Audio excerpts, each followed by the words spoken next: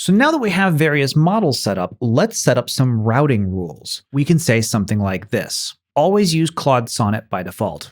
Fall back to ChatGPT 5.2 if that's not available. For coding tasks, use Opus and ChatGPT 5.1 Codex as a fallback.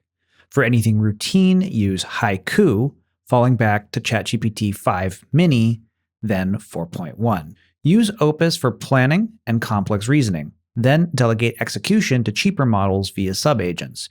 When you run a task, tell me which model you're using. Save this as a permanent rule.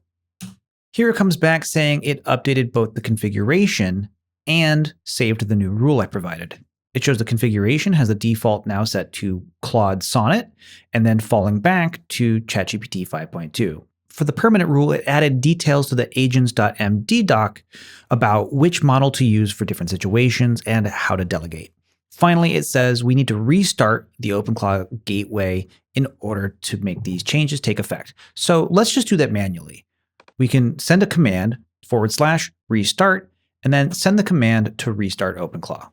This will take a few minutes. Sometimes it notifies you right away once it finishes restarting, and sometimes it doesn't. So what you can do is just go ahead and send a quick hello message in order to have the message queue primed and have it ping you right away as soon as it's restarted. And after a minute, we've got a message back from our OpenClaw bot.